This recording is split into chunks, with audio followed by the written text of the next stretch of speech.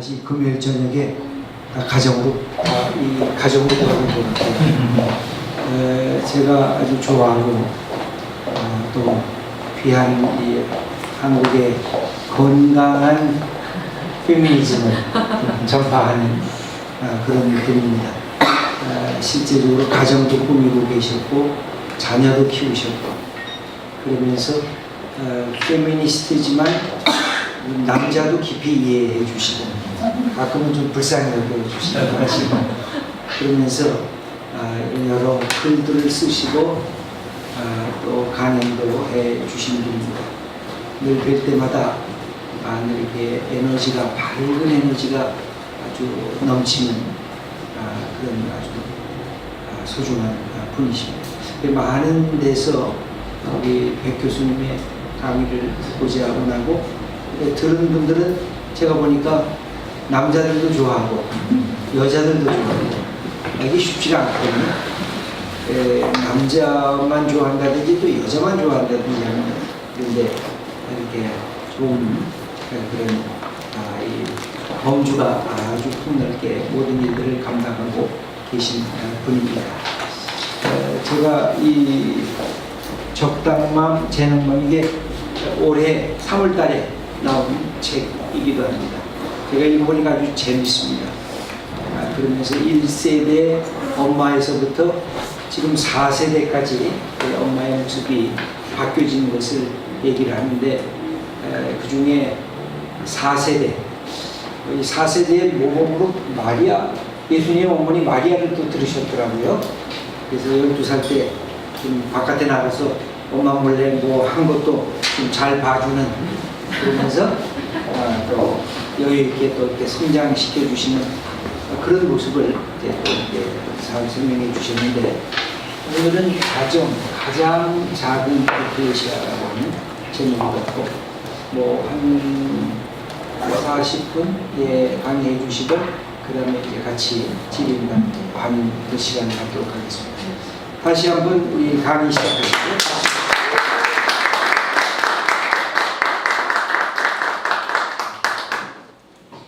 좀 가까이서 그냥 눈 맞추고 하도록 하겠습니다. 저희 시아버님이 그런 얘기 하시더라고요. 애기 달랑 하나 낳아서 키우고 너는 무려 엄마에 관한 책을 3개를 쓰냐 그러시면서 가성비 최고다 이런 얘기를 하셨는데요. 글쎄요, 아마도 제가 이제 사회학 그쵸?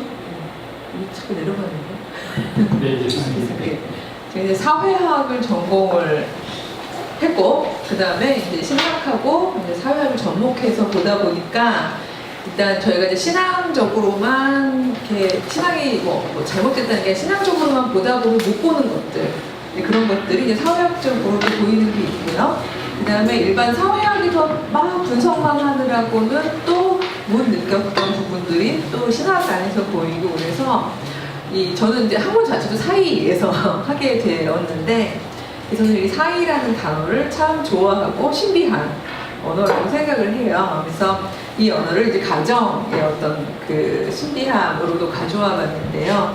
저는 종종 그런 말씀을 드립니다. 어떻게 보면 무례할 수도 있겠지만 창조주 하나님, 정말 못 지으시는 게 없으신 그분이 유일하게 못 만드시는 게 있다면 그건 아마 사이일 것이다. 혼자서는, 제 말은 혼자서는 혼자서는 절대 만드실 수 없는 게 사이일 것이다. 어쩌면 그래서 우리를 만드신 게 아닐까? 이런 생각을 어렸을 때부터 해봤었어요. 함께 그러니까 하나님의 영을 받아들일 수 있고 그 다음에 하나님의 뜻을 헤아릴 수 있는 어쩌면 타자로서의 너와 같은 존재를 만드셔서 우리랑 마주보고 싶으셔서 인간을 만드신 게 아닌가 이런 생각을 많이 하는데요. 이 사이라는 건 눈에 보이지 않는데도 불구하고 저희가 마주보면 갑자기 생기는 그런 신비의 공간입니다.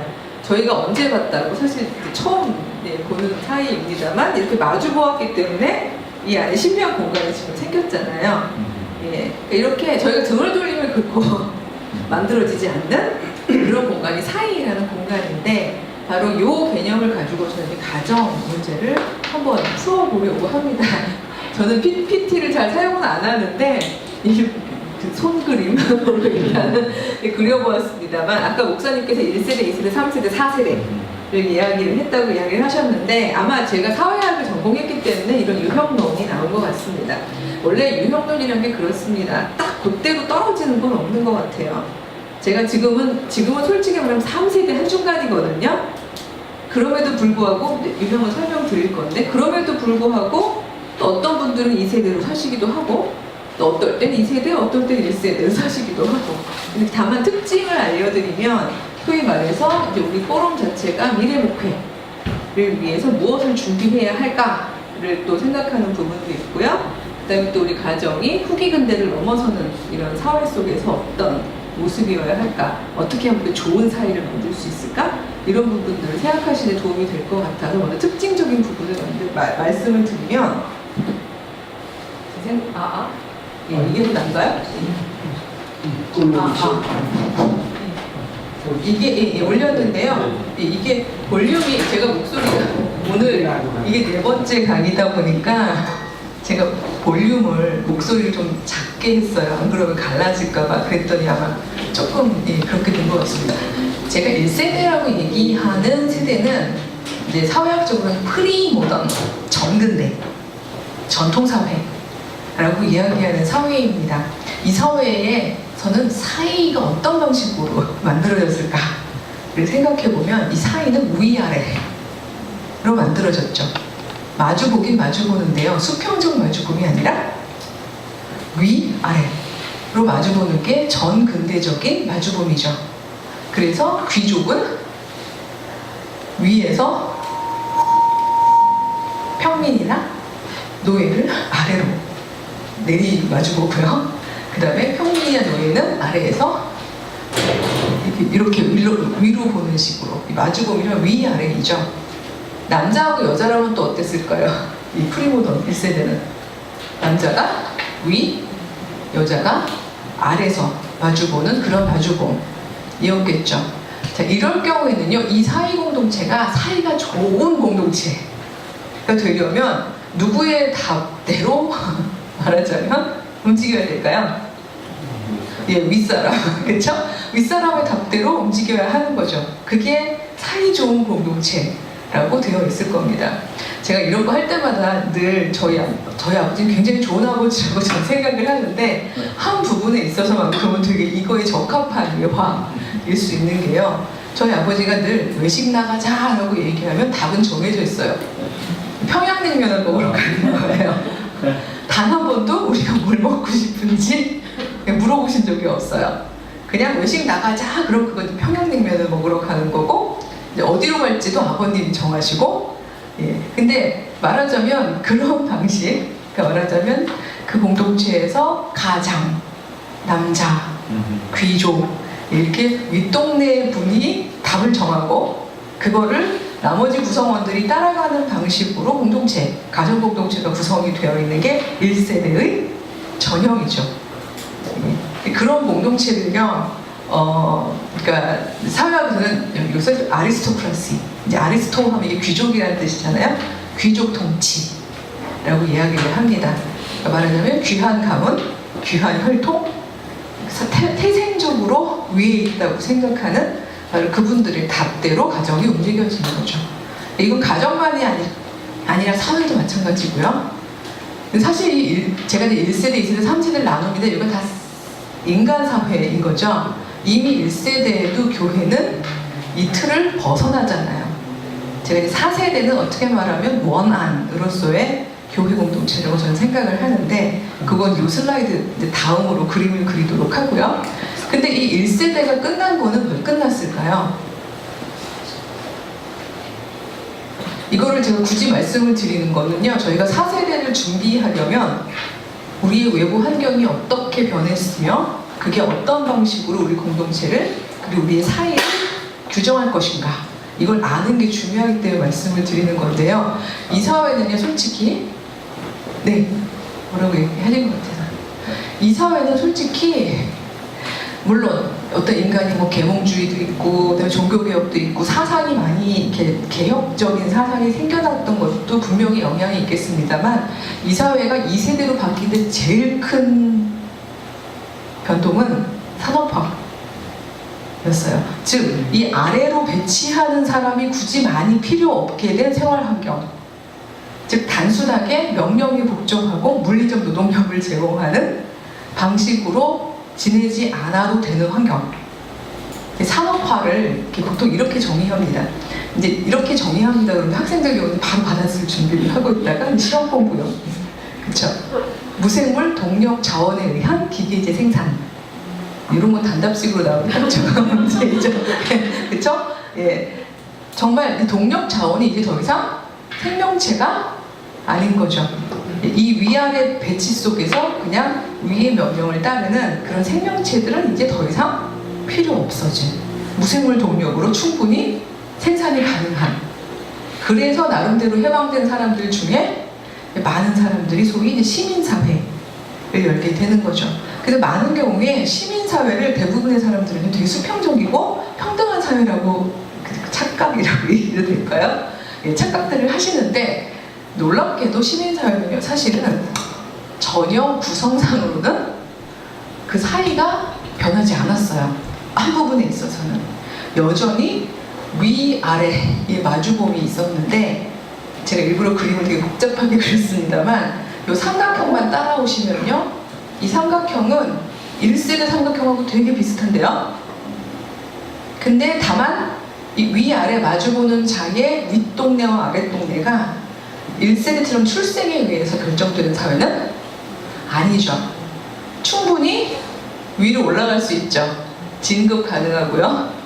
내 능력과 지식에 따라서 그 자리를 변동할 수 있는. 그래서 이 사회를 사회학자들이 뭐라고 부르냐면요, 뷰로크라시. 뷰로라는 말은요, 프랑스 말로 사무용 책상을 의미합니다. 책상에 앉을 수 있는 지성, 능력을 가지고 있다면 그 적합한 책상을 차지할 수 있게 자리 변동을 하는 사회. 따라서 여전히 이 마주봄은 수평적이진 않지만 다만 변동은 가능한 그런 사회가 공적인 사회였고, 그래서 여기에서 인간이 물리적 힘을 가진 인간의 경쟁력이 있었다면 여기서는 지성을 가진 인간의 경쟁력이 있었고, 지성을 가진 인간이 소위 말해서 이 사이에서 우위권을 독점할 수가 있었던 그런 사회였던 거죠. 이런 사회에서는 가정이 어떤 방식으로 운영이 됐을까요? 저긴 분명히 남편과 아내도 위아래였는데, 그래서 오죽하면은 뭐 사라하고 이제 아브라함 관계도 보면은 my lord, 주인이라고 부르잖아요. 이렇게 위아래로 마주봄이었는데, 여기는 사실 개신교 가정담론이 바로 이 2세대의 전형인데요. 돕는 배필이라는 말 속에서 이렇게 90도 틀어서 위아래로 마주봄이 아니라 수평적 마주봄으로 바뀌죠. 근데 제가 일부러 이렇게 그렸는데요. 다만 2세대에서 여성의 자리는요, 가정에서 가장 아름다운 자리는 이렇게 제가 일부러 이렇게 띄엄띄엄 한 이유가요, 남편들이 퇴근을 하잖아요. 그렇죠? 대부분 다 6시 퇴근이 가능했던 사회가 2세대입니다. 6시에서 7시? 예, 그래서 퇴근하면 딱 문 열면 어떤 상황이 벌어지죠, 집에서? 예, 보글보글 된장찌개 끓고 있고요. 여보 고생했어요. 수고했죠? 아내가 외투도 받아주고요. 아이들은 아빠 하고 뛰어오고요. 예, 그래서 전업으로 집에 있으면서 아름답게 가정을 이렇게 가꾸고 있던 엄마들이 만들어 놓은 해피 패밀리로 남편이 귀가하고 또 아이들도 수업 끝나고 오고, 그래서 아름다운 공간, 가정은 주로 요 지역이죠. 여기는 공적인 영역이라고 부르고 여기를 사적인 영역, 가정이라고 부릅니다. 여기서의 사이 공간은 여기서의 작동 방식하고 여기서의 작동 방식이 굉장히 다르죠. 여기는 여전히 위아래예요. 직급에 따라서, 능력에 따라서. 학생들도 왜 성적이 좋으냐 나쁘냐에 따라서 이게 달라지잖아요. 하지만 일로 딱 넘어오면 여기는 해피 패밀리가 되면서 모두가 다 직급되고, 그쵸? 엄마가 교수라고 여기 넘어왔는데 교수 노릇하면 안 되는 거지. 그냥 엄마, 그냥 아빠, 아이들. 그래서 행복하게 살아내는. 그래서 어떻게 보면은 2세대적인 모델이 그냥 저희가 생각할 때는 가장 아름다운 가정의 전형이었을 수 있다는 생각이 드는 게요. 아빠들의 외벌이가 충분히 안정적이고 엄마들은 안에서 정서적으로 안정적인 공간과 서비스를 해주고, 그러니까 아이들 입장에서는 이 양쪽이 다 밸런스를 유지하는 가운데에서 행복하게 살 수 있는. 다만 제가 그 금을 그어놓은 이유는 아빠의 직급에 따라서 가정 상태는 그렇죠? 좀 위아래가 있을 수밖에 없겠죠. 예, 그래서 소위 말해서 뭐 상류층 가정, 뭐 중간, 이제 하층 이런 식으로, 이거는 이제 누구에 따라서 정해지냐면 아빠의 공급 위치에 따라서 만들어지는 이런 사회가 2세대라고 생각을 합니다. 그래서 이 2세대에서 자라난 친구들은요, 어떻게 말하면 되게 자유로울 수 있었던 세대였는데요. 문제는 이 그림이요, 똑같이 진행이 되는데 제가 좀 자리를 비켜볼게요. 2세대랑 3세대도 그림을 보셨을 때 제일 큰 차이가 뭐가 있다고 생각하세요? 그림에? 그쵸? 점점점 점선이 실선이 된 거죠. 이 3세대는요, 레이트 모던이라고 제가 말씀을 드렸습니다만, 우리나라로 치면 1997년 이후 이 세상이에요. 1997년에 무슨 일이 있었죠? IMF. 즉 남편의 외벌이 노동이 더 이상 안정적이지 않은 세상을 의미하는 겁니다. 즉 이쪽 삼각형이 충분히 옆에 붙어 있는 가정을 유지해 주기가 어려운 세상이 도래한 거죠. 지금까지 진행되는 동안 약 20년 남짓 진행되는 동안 아주 빠르게 사실은 많은 가정이 맞벌이 가정으로 이전을 해갔습니다. 예, 대부분의 경우에 사실 이게 여성의 자아 성취라는 부분보다는 생계형으로 진행이 된 경우가 많았고요. 각 교회마다 저는 특강을 많이 다니는데요.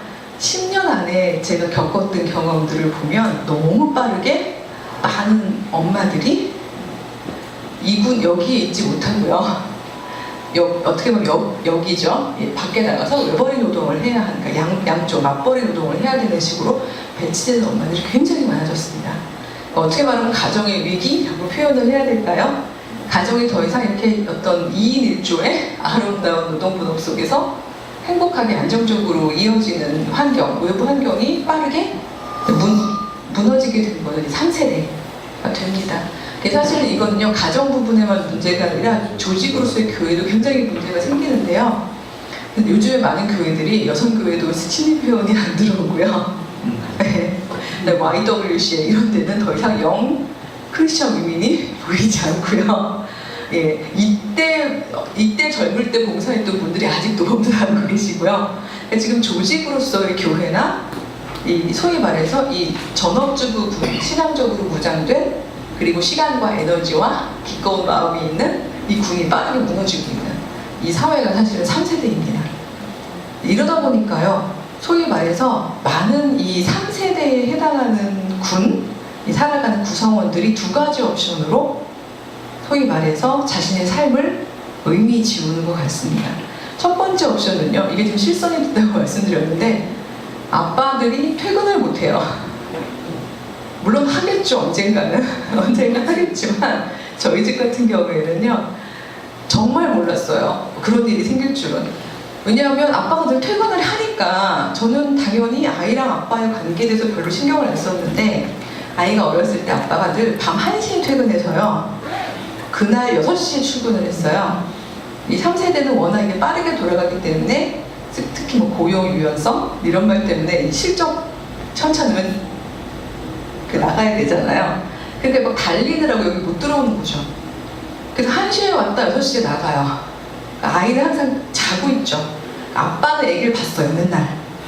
그래서 아이고 얘 크는 것 봐, 발 좀 봐 이러면서 만지지만 아이는 아빠를 본 적이 이제 없는 거죠. 소위 말해서 사이라는 걸 만들 상황이 아닌 거예요. 왜냐면 사이는 마주봐야 되는데 애는 자고 있잖아요. 제가 깜짝 놀랐던 거는 아이가 4살 때, 좀 미국에서 아기를 키웠었는데, 그 놀이공원, 그 놀이터에서 막 놀고 있는데, 이제 아이들은 언어를 배울 때 상황을 보면서 개념어를 인지하잖아요. 근데 저는 사실 아이가 아빠를 모르고 있다는 사실을 인지를 못한 거예요. 제가 봤었기 때문에. 근데 그 4살짜리가 막 놀다 말고 갑자기요, 저쪽에 있는 백인 젊은 남자한테 대리! 막 이러면서 뛰어가는 우리 집 아들이요.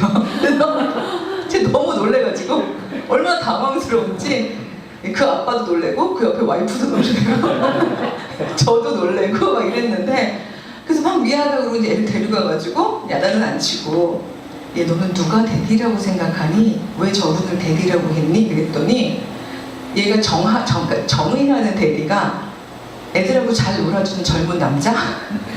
그게 대디인 거예요. 왜냐면 대디를 본 적이 없어요. 자기의 대디를. 제가 그때 아차 했던 게, 왜냐면 아빠는 이 3세대는 대부분 아빠가 아이들의 삶에서 사라져 있는 거예요. 아빠랑 좋은 사이를 유지할 수 있는 상황이 아닌 거죠. 인지하지 않았기 때문에, 아빠가 뭐 독립투사도 아닌데 제가 뭐 맨날 밥 먹으면서 네, 아빠의 사진을 놓고 이분이 아빠다. 이분은 너에게 좋은 밥을 먹이기 위해서 밖에서 열심히 돈을 벌고 계신다. 뭐 이런 얘기를 할 수도 없었고, 예. 근데 그제서야 깨달은 건 저희 집만이 아니라 많은 3세대 가정들이요, 아빠가 이 실선 안으로 들어올 수가 없어서 가정으로부터 사라졌죠. 요거를 처음 느꼈던 게 90대 후반의 교회였던 것 같아요. 그때 막 아버지 학교, 예, 뭐 가정 회복 사역 이런 걸 통해서 사실은 아버지들이 이 공간에서 유의미한 사이를 만들 수 있도록 많이 북돋으셨죠. 저는 그 개인 가정으로서 굉장히 중요한 일이었던 일이라고 생각을 하는데, 구조적인 부분은 못 보셨던 지점이 있다고 생각하는 게, 아빠들이요, 여기서도 돈 잘 벌고 일찍 퇴근해서 여기서도 좋은 아버지가 되려면 대단한 능력자여야 되는 거예요. 사실은 여기서 대체되지도 않고 해고되지도 않으면서 여기 와서는 또 아버지 역할을 해야 되는, 그러니까 어떻게 말하면 상위 한 20%의 아버지들만 수행할 수 있는 그런 일들이었다고 저는 생각을 해요. 많은 아버지들이 사실은 자녀들하고도 아내하고도 좋은 사이를 만들기가 굉장히 어려웠었어요. 그래서 뭐 오늘은 제가 뭐 부부 세미나는 아니기 때문에 많은 아버지들이, 그래서 요즘에도 오피스 와이프 이런 황당한 사이를 만드는 일들이 여기서 벌어지고요.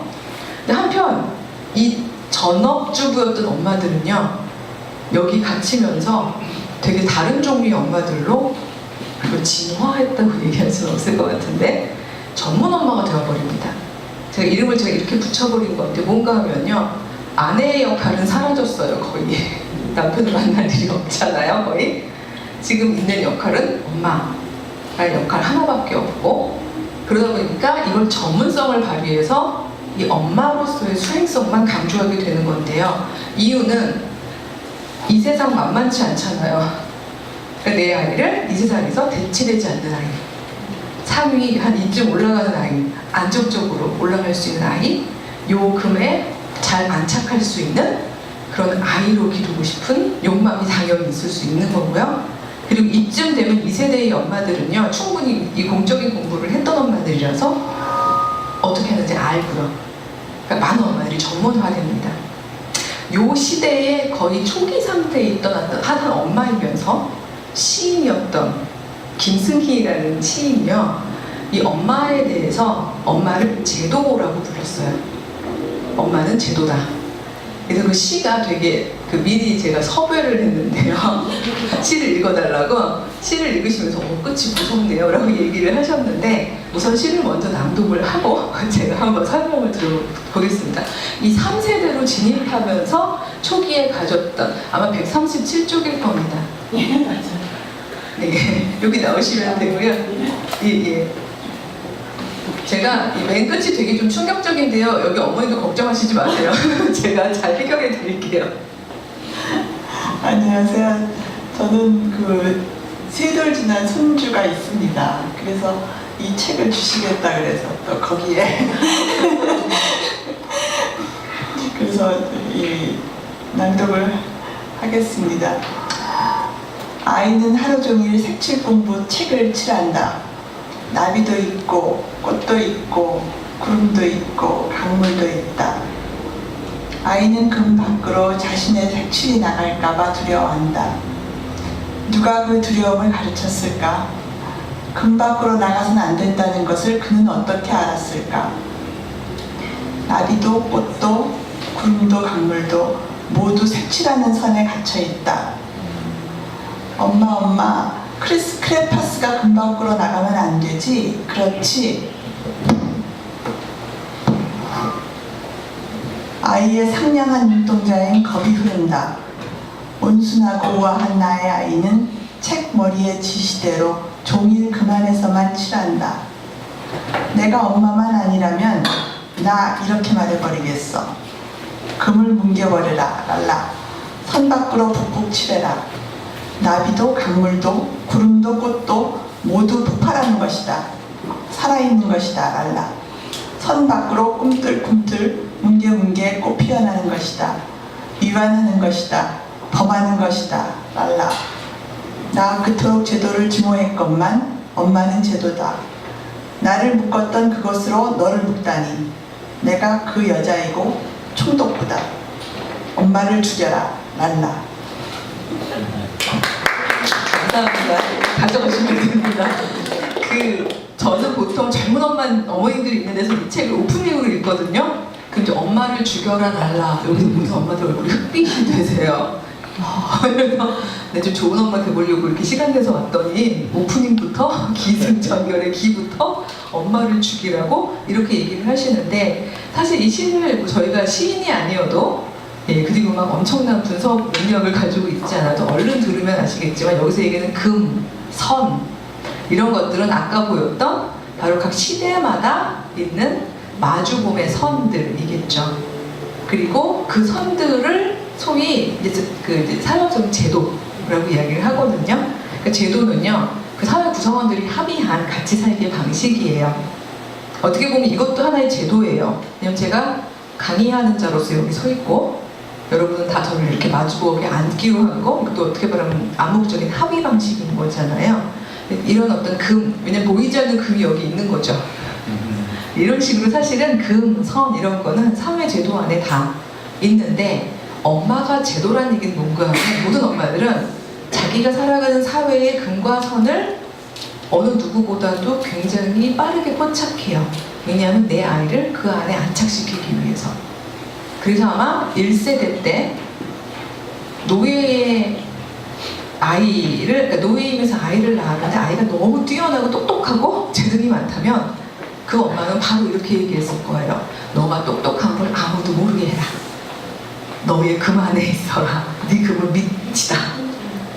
위로 올라가려고 생각하지 말아라. 그렇게 생각을 하겠죠. 그게 말씀을 하겠죠. 그러나 2세대 엄마는 금이 올라갈 수 있는 걸 알기 때문에 열심히 공부해서 성적을 올려라.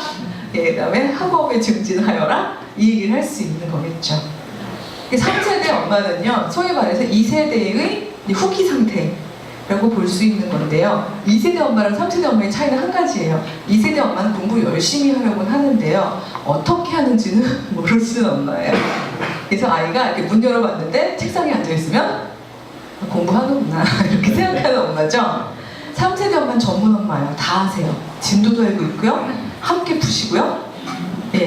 시험 공부 같이 하시고요. 제가 이대 1학년 학생들 가르칠 때 종종 가끔 받는 깜짝 놀라는 3세대 엄마의 질문은, 엄마들이 중간고사 때 전화를 하세요. 그래서 무슨 일이신가요 어머니? 하면은 자기 아이랑 제 그러니까 제 수업에 대한 부분을 노트를 같이 공부하고 있는데 이 부분이 무슨 뜻인지 이해를 못하겠다는 거예요. 그래서 어머님이 왜 그걸 공부하고 계신가요? 라고 물어보면 저는 유치원 때부터 저희 아이랑 같이 공부했어요. 이렇게 얘기하시는 거죠. 왜냐면 전문 아이를 그만에 안착시키고 아바타, 업종을 여기 썼습니다만 아이는 엄마와 혼연일체가 되어 있는 거예요.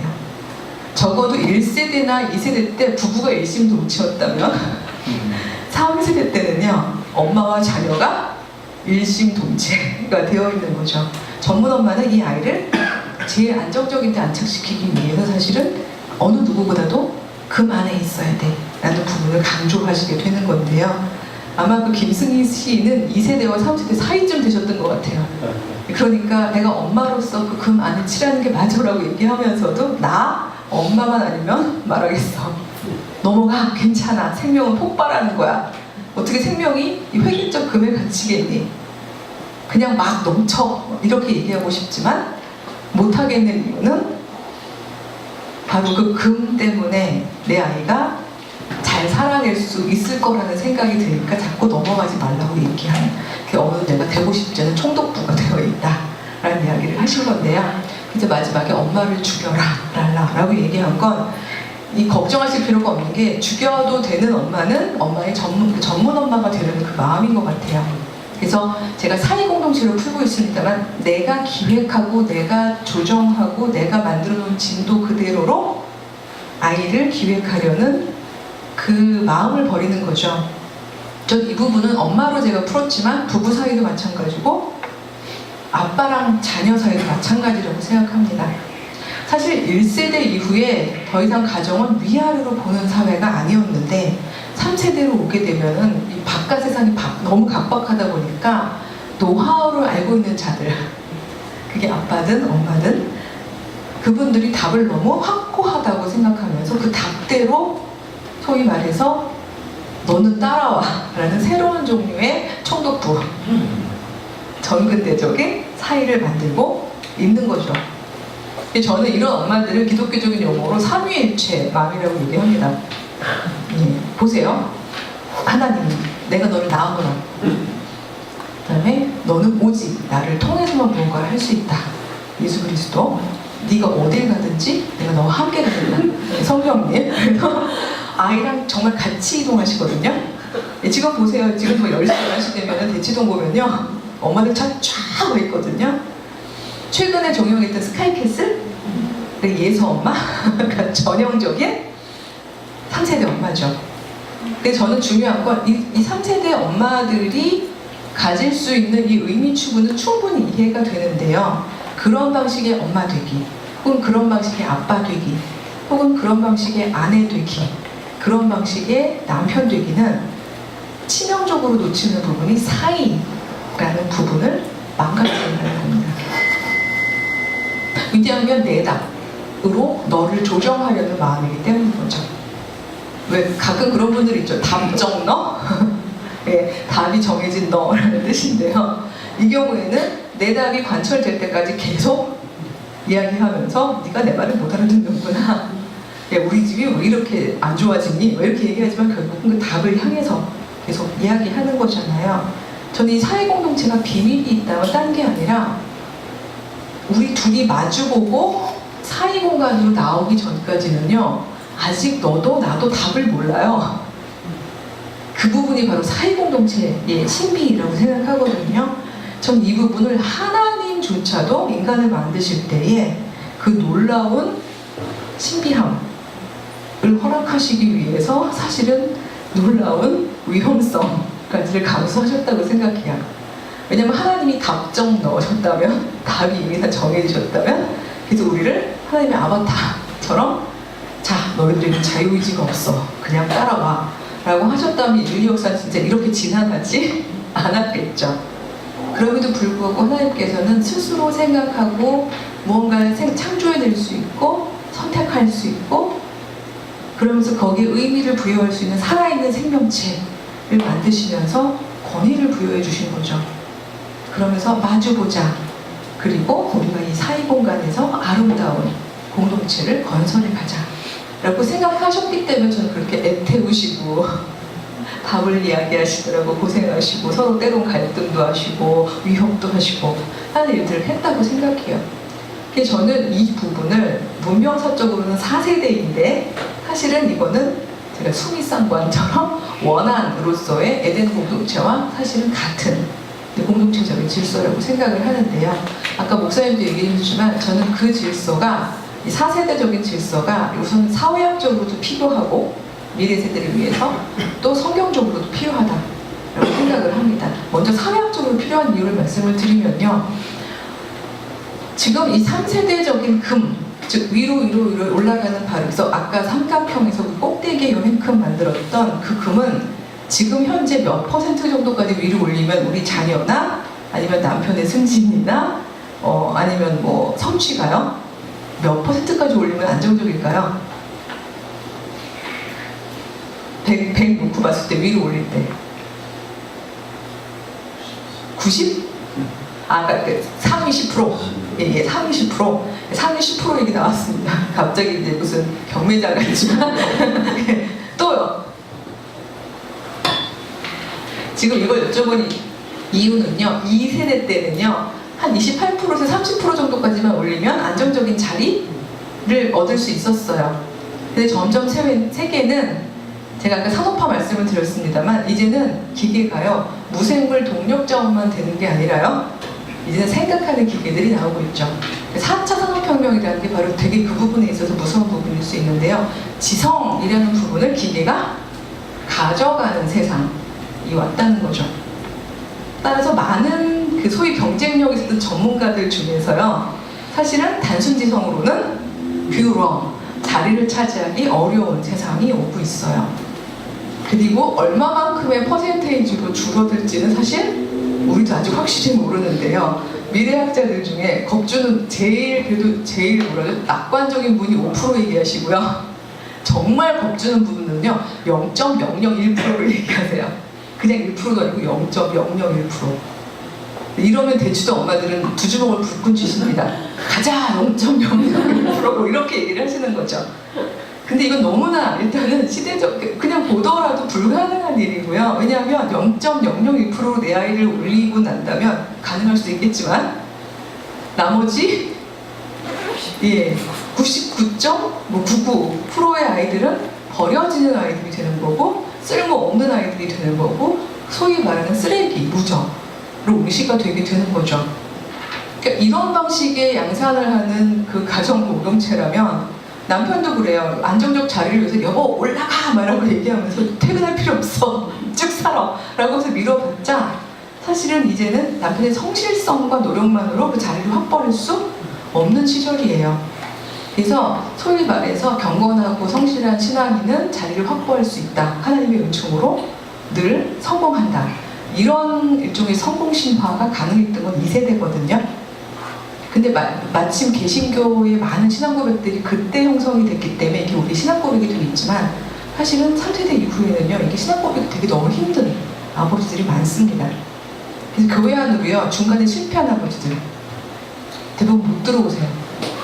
민망하고 내가 뭔가 경건하게 산 것 같지 않고 신앙적으로 뭔가 잘못되었었기 때문에 이런 일이 생긴 것 같고 신앙적 의미를 그런 식으로 해석하시기 때문에 못 들어오시는 분들이 많습니다. 그래서 저는 2세대적인 모델의 극단적 케이스인 3세대로 우리가 교회가 계속 강조한다면 많은 사람들을 잃어버리게 되는, 예수께서는 분명히 한 마리 잃은 양도 데려오라고 하셨는데 많은 경우 이렇게 잃어버리는 자들이 많은 그런 공동체가 될 수밖에 없다고 생각합니다. 가정도 마찬가지죠. 솔직히 말해서 선택과 집중이라는 이 엄청난 효율성의 가치는 이건 공적인 곳에서 지금 돌아가는 가치였지 가정의 가치는 아니었잖아요. 3세대는요, 이게 가정에도 적용이 됩니다. 그래서 아이들이 여럿이 있을 때요, 많은 전문 엄마들은 선택과 집중을 해요. 애들 중에서 한 전문 엄마는 한 아이밖에 함께 이동할 수가 없기 때문에 자, 너희들 중에 누가 제일 경쟁력이 있는지 보자. 하나를 잡아서 네가 잘 돼야 우리 다 먹고 산다 해가지고 소위 말해서 올인 해가지고 집중. 그래서 굉장히 생활가치로 움직이는 게 3세대라고 생각합니다. 근데 이 3세대가 성공할 수 있느냐? 제가 아까도 말씀드렸지만 4세대로 진입하고 있는, 즉 4차 산업혁명 이후에 세상은 그 성공 확률이 너무 적다는 거예요. 사회학적으로 어렵다는 말씀을 드리는 거고요. 두 번째, 신앙적으로 힘들다는 말씀은, 그러니까 신앙적으로 불신앙이라는 말씀을 드리는 이유는 아까 삼위일체만 이야기도 했습니다만 그런 방식으로 나의 답으로 너를 매니플레이트하고 조정하는 엄마나 아빠나 어떤 그 가족 구성원은요, 한 가지 굉장히 큰 범죄를 저지르는 건데요. 상대방이 하나님을 만날 수 있는 여지를 차단하는 겁니다. 왜냐하면 그 모든 답이 엄마에게 물어보고요. 제가 중고등부, 막 초등부도 이제 가끔 가서 특강을 하는데요. 자, 여러분 학원에 너무 가고 싶지 않아요. 그럴 때는 어떻게 하면 되죠? 라고 물어봤을 때 요 또래 아버님, 어머님들한테서 물어보면 다 답이 하나예요. 땡땡이를 쳐요. 네, 이게 답이 나오거든요. 근데 요즘 초, 중, 고등학교한테 가면요, 모든 답의 첫 문장이 뭔가면요, 엄마한테 배 아프다 그래요. 엄마한테 치간표가 바뀌었다 그래요. 엄마한테 사실 나 진짜 가기 싫다 그래요. 이런 식으로 항상 엄마한테가 붙어서 나옵니다. 왜냐하면 그 최종 권위가 엄마한테 있다고 생각하기 때문이죠.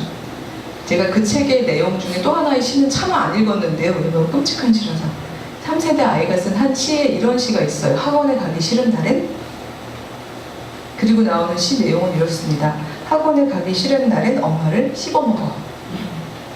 그리고 이제 부위부위 씹어먹어요. 그리고 맨 마지막 연애 보면 심장은 맨 마지막에 먹어 가슴 아프게. 이 시가 2015년에 나왔는데요. 나라가 온통 뒤집혀졌었어요. 얘는 사이코패스다.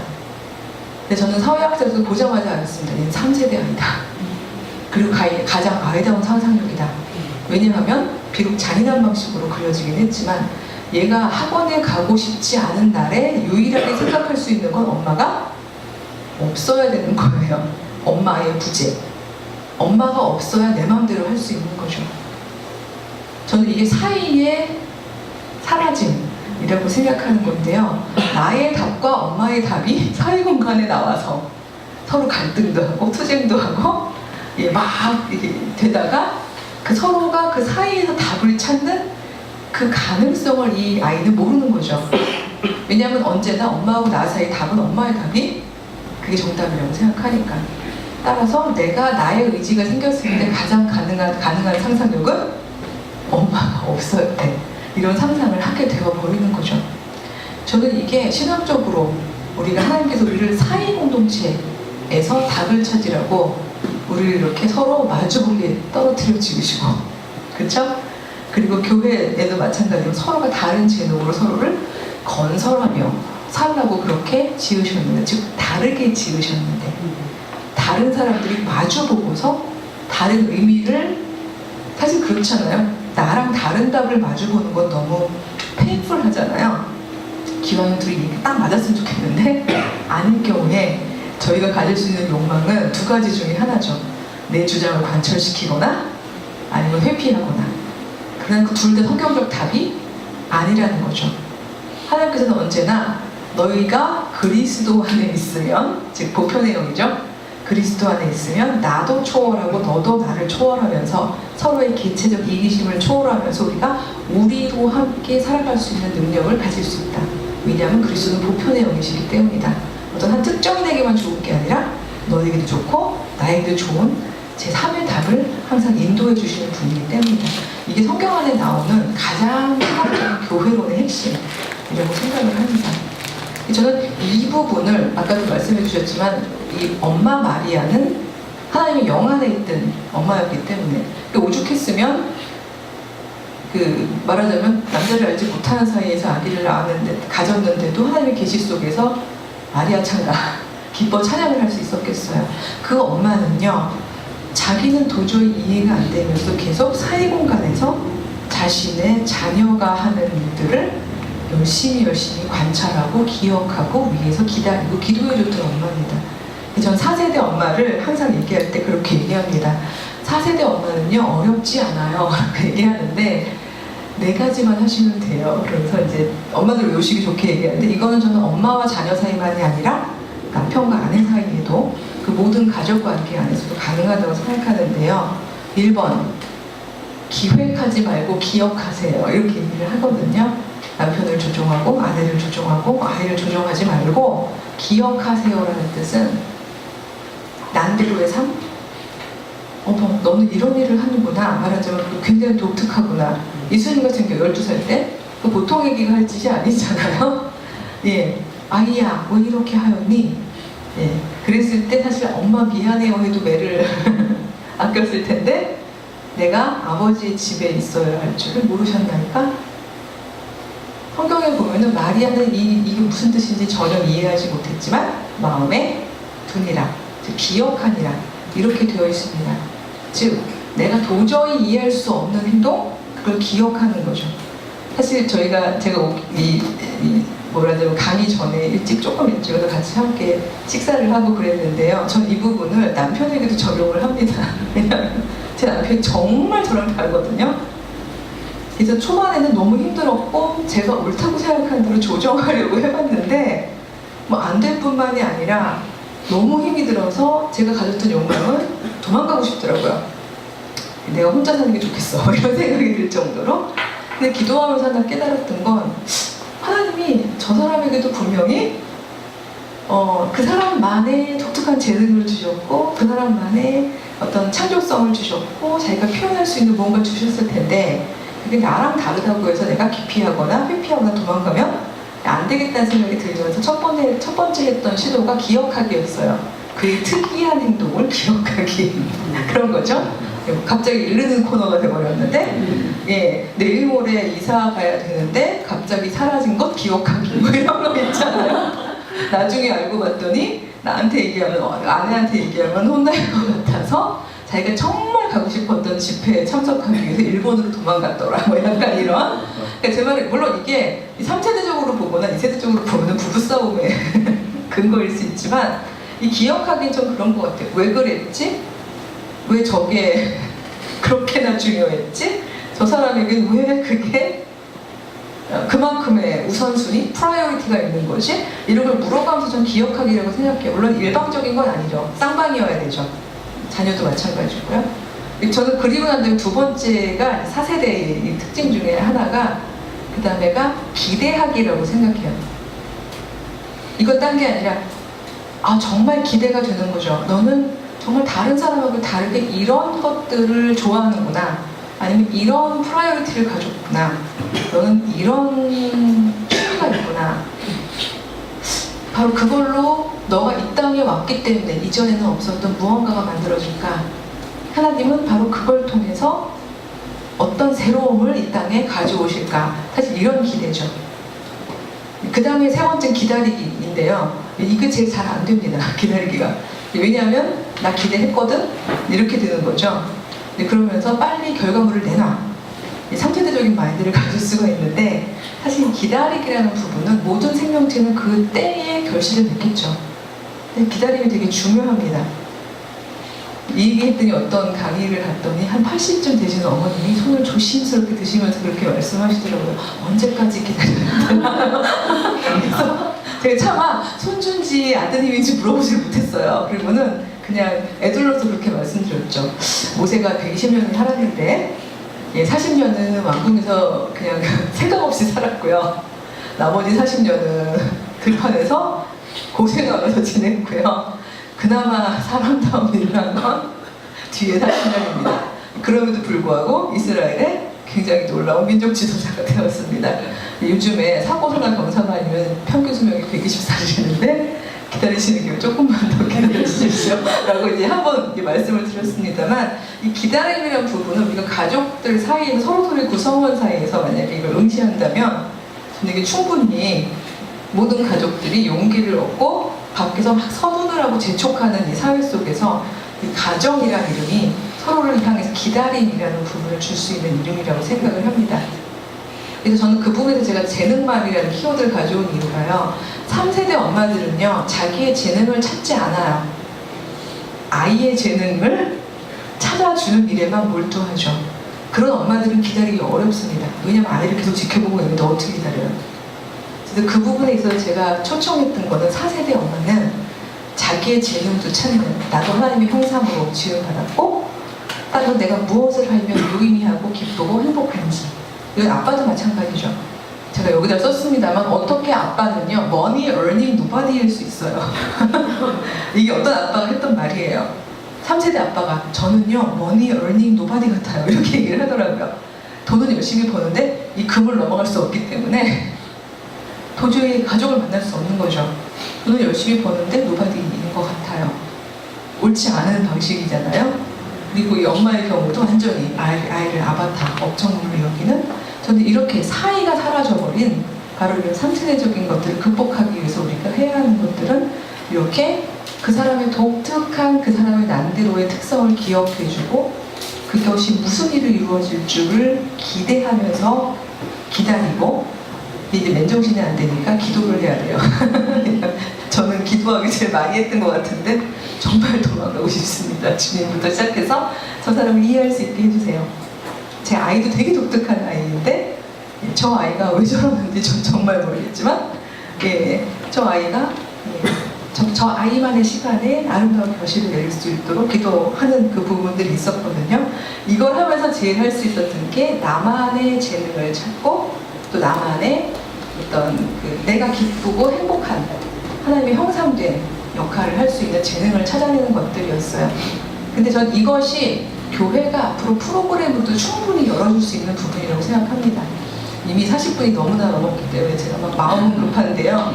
따라서 엄마들을 향해서 계속해서 어떤 특정이 전형적으로 주어져 있는, 말하자면 돕는 배필 할 때 우리가 저희가 제일 많이 얘기하는 게 아내 되는 삶, 엄마 되는 삶, 여기다만 이제 가두어서 얘기를 많이 했었는데 제가 적당맘이라고 했지만 그거 적당히 해도 괜찮고요. 이 적당함이라는 건 저는 타협이라는 뜻이 아니라 뭐든지 적당함이라고 하면 가장 적절함이라는 뜻이죠. 소금도 적절히 넣어야지 맛있는 거지, 적당하게 넣어야지 많이 넣고 조금 넣으면 안 되는 것처럼 적당하게 그 부분들을 수행하되 나의 재능을 찾고 그 다음에 나의 유의미한 삶을 살아갈 수 있게끔, 어떻게 말하면 다시 여기다가 글쎄요, 이게 뭐라고 표현해야 될까요? 중간지대를 만들어주는 거? 이게 교회가 할 일이라고 생각합니다. 아빠들도 관계적인 사이 공간으로 들어올 수 있고 엄마들도 자기 표현할 수 있는 공간으로 들어올 수 있고, 그래서 저는 오늘날의 교회와 가정은 이 사이 공간을 만드는 일에 소위 말해서 우리 에너지와 관심을 써야 된다고 생각하고요. 나라가 지금 안 하고 있고 획까지 하기 어려운 구조입니다. 어린이날과 어버이날을 지나는 동안 사실 우리가 너무 안타까운 일을 많이 봤잖아요. 울산대교에 서 있는 모녀, 그 다음에 렌트카를 빌려서 번개탄을 피워서 내 가족이 동반 자살을 하고 이런 일들이 벌어지고 있는 핵가족이 도저히 해결할 수 없는 이런 때에 저는 교회가 기왕이면 하나님의 오이코스로서, 오이코스인가요? 생존 공동체의 역할을 좀 해주었으면 좋겠다는 생각이 듭니다. 그래서 저는 이 사이를 우리가 확장해 가면서 이 사이 안으로 마주보는 사람들은 모두가 생존할 수 있고 그리고 성장할 수 있는 그런 가정을 이루는 것, 그것이 우리가 4세대 크리스천으로서 우리가 해야 하는 사명이 아닐까? 이런 생각을 해봅니다. 그래서 제가 가정을 가장 작은 단위의 에클레시아, 즉 교회라고 선포를 했던 겁니다. 그래서 사실 제가 50분이나 얘기해버렸는데요. 이게 뭐 하려고 들으면 저는 완전히 꼴딱 세울 수도 있는 내용이기 때문에 이 정도만 하고 질문도 받고 피드백 받고 그렇게 하도록 하겠습니다. 커피 많이 드셔도 잠을 잘 자는 사람이 있는데 우리 젊은 사람들은 괜찮아요? 거기 커피 맛있어요.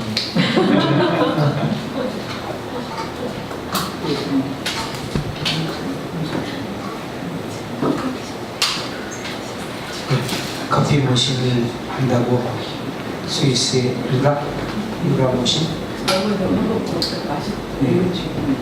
또 원두도 좋은 걸로 우리 정선이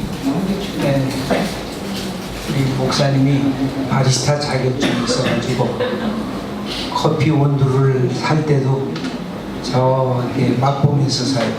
그래서 우리 오는 친구들한테 좋은 커피를 대접하고.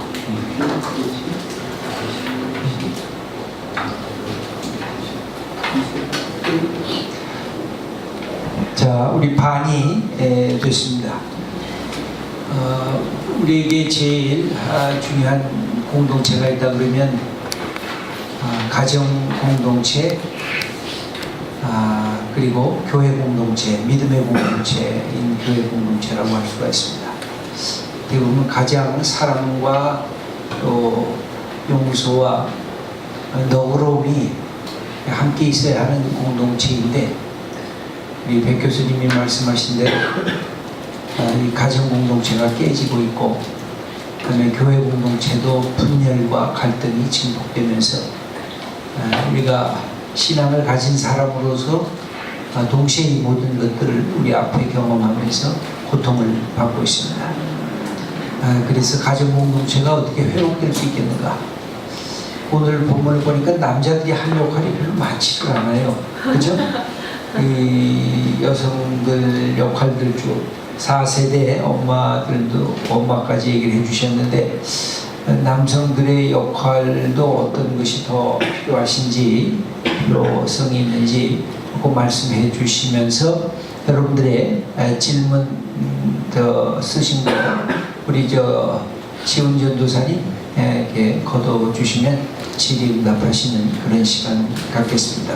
예수님이 12살 때 하신 그 성전에 올라가서 하신 동사가 둘이 나옵니다. 하나는 listening, 그 다음에 하나는 questioning, 그 다음에 복음서의 다른 얘기는 answering입니다. 그래서 저는 우리 신학생들한테 늘 이야기할 때 세 가지 동사를 늘 간직하고 있으면 배우는 성숙의 길에 들어갑니다. listening하고 questioning하고 answering, 이 세 가지 동사를 삶에 늘 간직하면서 살았으면 좋겠다 하는 얘기를 한 적이 참 많습니다. 여러분들 그래서 질문하시지 않으면 대답도 안 나옵니다. 그래서 질문해 보시고 우리 백 교수님이 그동안 생각했던 여러 가지 삶의 그런 지혜로운 이야기들을 우리가 함께 듣는 시간을 가졌으면 좋겠습니다. 이런 포스트 모더니즘적인 그런 이런 사회 속에서 여성들, 특별히 엄마의 역할들을 이렇게 잘 얘기해 주셨는데 저기서 남성들이 구체적으로 해야 할 일들은 어떤 것을 해야 되는가, 이렇게 우리 아내로서 어머니로서 기대하시는 그런 모습이 어떤 것이 있겠습니까? 네, 사실은 제가 이제 엄마 되기 시리즈를 세 번을 썼더니 누가 그러시더라고요. 아빠 되기도 써달라고. 제가 그건 아빠들이 쓰셔야죠. 제가 이야기를 했습니다만 제가 몰라서 그런 게 아니라 이제 아빠 경험을 통해서 해야 될 것 같은데 요즘 젊은 아빠들 중에 이제 확고하게 이렇게 확실하게 보이고 있는 현상 중에 하나가 관계 노동을 하는 그 사회공간으로 자발적으로 들어오는, 심지어 승진의 불이익을 겪더라도 연봉의 삭감을 감수하면서라도 사실은 내 아이가 특정한 시간 동안만 그러니까 물론 쭉 자랄 수도 있지만 어느 특정한 시간 동안에는 아주 긴밀하게 어른의 도움을 필요로 하면서 자라게 되는데 그 성장 기간 동안에 내가 머니 얼닝 노바디로 살고 싶지는 않다라고 생각하면서 어떻게 말하면 핵가족 안에서는 그렇게 그 사회공간으로 들어오려는 결정을 하는 아버지들이 굉장히 많이 등장을 하고 있어요. 그 관찰해 보면은 30대에서 40대 초반까지 아버지 중에는 굉장히 압도적으로 늘고 있거든요. 근데 저는 굉장히 고무적인 현상이라고 생각을 하는데, 그러니까 말씀드렸듯이 이게 되면서도 그래도 얼마만큼의 머니 얼닝, 즉 생계가 가능한 아버지들은 소위 말해서 재능 대리, 그러니까 능력이 있는 대리이거든요. 근데 저는 교회의 이름이 언제나 능력이 있는 사람들만 이렇게 상대를 해가지고 접근하는 것이 아니기 때문에 어떻게 말하면 사회로부터도 이렇게 소위 말해서 뷰러에서 버려지고 그 다음에 관계노동을 못 해봤기 때문에 그러니까 머니 얼닝 노바디에서 머니 어닝이 빠지면 노바디가 되잖아요. 그러니까 그 노바디인 상태로 집에 왔더니 뻘쭘하게 어디 내 배치를 가질 수 없는 이런 아빠들이 사실은 아주 자존감을 갖고 그리고 사실은 내 재능이 돈 버는 것만은 아닌 나의 또 한 개인으로서의 재능이 무엇이 있는지를 찾아내고 그런 걸 통해서 교회에 봉사하고 내 가정에 봉사하고 지역사회에 봉사하고 이런 방식으로 귀하게 사용할 수 있는 그런 어떤 계기들을 마련해 주는 일들을 좀 교회가 좀 했으면 좋겠고요. 그야말로 교회는 아이든 엄마든 아빠든 그 안으로 뛰어들어왔을 때 수직 위계로서 등급 지어지는 게 아니라 내 재능이 귀하게 평가받고 그것이 귀하게 사용될 수 있는 가능성들이 열려지는 그런 공간이었으면 좋겠다는 생각이 들거든요. 그래서 저는 그 아버지들의 역할, 이런 부분이 마치 2세대나 3세대처럼 능력 있는 아빠, 돈도 잘 벌어오고 집에 일찍 퇴근해서 애들하고 잘 놀아주고 집안 청소도 하고 이런 방식의 어떤 그런 금이 아니라 아버지들조차도 나는 뭘 할 때 가장 기쁘지? 뭘 할 때 하나님의 창조된 피조물로서 유의미하다고 생각하지? 이런 부분들을 생각할 수 있는 여지들이 주어졌으면 좋겠다는 생각이 듭니다. 그런 것을 생각할 수 있다고 하면 사실은 좋은 아빠 되기도 사실 훈련을 좀 받아야 될 필요가 있고, 또 한 걸음 더 나가면 좋은 남편, 좋은 아내의 관계성이 잘 또 보여져야 그 다음에 자녀들이 그 패턴을 보면서 나도 저런 아내, 저런 남편과 함께 내 인생을 열어가고 싶다라고 하는 가정 공동체의 참 평화가 오지 않겠는가 하는 생각도 해보는데, 앞으로 하셔야 될 게 굉장히 많습니다. 예, 근데 사실 저는 이렇게 엄마, 아빠, 자녀들로 이루어진 가정에 대한 부분은 저는 가장 작은 단의 에클레시아로서 유의미하게 이제 포커스를 맞추지만 조금 이 가정이라는 개념을 좀 확장하고 싶은 생각이 드는 것이, 특히 4세대에는 이 가정도 포함하지만 다른 방식의 가정들, 요즘 청년들 같은 경우에는요, 이제 그러니까 사실은 그래서 이걸 비혼이라는 표현이 사실 2세대, 3세대 크리스찬들께는 좀 이제 걸림돌이 될 수도 있겠습니다만, 사실은 기독교 전통을 놓고 봤을 때는 자매 공동체들, 형제 공동체들이 하나의 이제 독립적인 생존 공동체를 유지하면서도 그 안에서 그리스도의 친교를 나누는 방식도 사실은 역사적으로 있어 왔잖아요. 그것도 그리스도의 가정. 사실은 볼 수 있는 여지들이 신학적 부분들은 있기 때문에 저는 이런 부분들이 조금 좀 많이 열려서요. 그러니까 생존 공동체라는 제가 이제 표현을 요즘에 쓰는데, 이제 요즘에 진짜 그야말로 생존 자체가 굉장히 키워드인 세상이기 때문에 그런 방식으로 다양한 방식의 그리스도인 가정이라는 그 접근을 좀 한다면, 그렇다면 훨씬 저희가 실천의 여지들이 있지 않을까 하는 생각이 듭니다. 감사합니다. 질문 한 가지 읽어보겠습니다. 사이 공동체를 말씀하셨는데요. 저는 미혼으로서 3세대 맘들의 모든 사람의 본인, 자식과, 제가 그냥 읽어보겠습니다. 명령적이고 통제적인 말투를 견디기가 너무 힘듭니다. 예를 들어 교회에서 찬양대 내에 저와 동갑인 전임맘 2명의 어머니 참 견디기 힘들어서 좋게 알아듣게 제 기준으로 상식적이게 이야기를 해본 적이 있는데요. 그럴 때 기독교인이고 집사 직분을 가진 그 3세대 맘들은 본인의 반대되는 말을 하면 통화 중에 전화를 끊거나 중간에 벌떡 일어나거나 하는 등 너무나 배려 없는 언행에 갈등이 생길까봐 그 공동체 자체를 피하게 됩니다. 그런 3세대 맘, 즉 통제적이고 내가 모든 걸 다 한다는 태도의 3세대 맘들을 공동체에서 어떻게 대해야 지혜로운 방법이겠습니까? 정말 어려운 질문을 하셨는데요. 왜 진짜 스카이캐슬을 보셨는지 다 아시겠지만 진짜 그런 엄마들은 내 답 안에서 가득 사로잡혀 있잖아요. 사실은 이게 지역들도 보면은 그런 엄마들이 더 강한 엄마들이 있는 걸 너무나 공감을 하는데요. 성경에 보면은 이런 분들을 마음이 완악한 사람이라고 얘기해서 이렇게 얘기하면 죄송합니다만 성령님도 차마 못 들어가는 왜냐하면 그가 마음이 너무 완악하여 하나님의 계시의 말씀을 믿지 않더라 이런 구절들이 있잖아요. 그러니까 성령님이 능력이 없으셔서가 아니라 성령님은 이 존재의 내 영혼의 숨구멍을 이렇게 열어두는 자에게 들어가시는 법인데 온유하셔서 두드리시면서 이 3세대 마음을 강하게 바꿀 수 있는 방법은 없는 것 같습니다만, 그럼에도 불구하고 제가 좀 보면 그렇다고 이 책을 읽게 하세요 이렇게 얘기하는 건 너무 이제 적나라합니다만, 적어도 자신이 어떤 배치에서 이루고 있는지를 좀 객관적으로 이렇게 알려줄 수 있는 기회들이 있을 때 거의 제가 볼 때는 되게 빠르게 자기 반성을 하는 엄마들이 반수 이상이 있더라고요. 그러니까 이게 원래 내가 이런지 모르고 있다가 약간 객관적으로 내가 저 상태에서 좀 저래 되고 있구나 라는 것들을 좀 이렇게 보게 될 때, 그럴 때 일단 기본적으로 좀 자기 점검을 많이 하더라고요. 그래서 너무 개인적으로 막 감정적으로 접근하기보다는 글쎄요, 그렇다고 이렇게 당신 3세대 거 알아? 뭐 이러면서 이제 이게 무슨 소리인지 궁금하면 뭐 이렇게 약간은 아니면 이렇게 서로 이제 워크숍을 하든지 이런 방식으로 좀 이제 말 그대로 그 자기 배치를 알게 하는 방식이 그나마 좋지 않을까 이런 생각이 듭니다. 사실 제일 어렵죠. 뭐 예.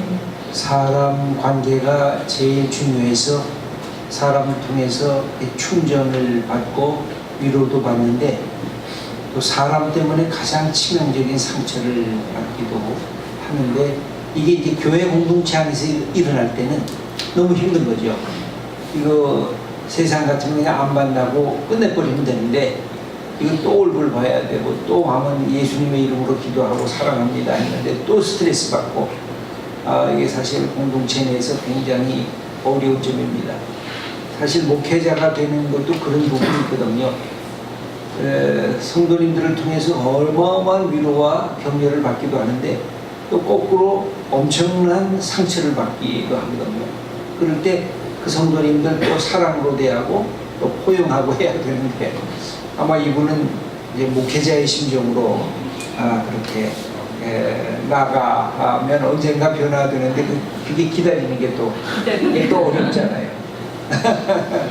예, 꼭 또 다른 분 이 질문하시는 것이 자유롭게 가정에 대한 문제는 다 얘기를 하셔도 좋습니다.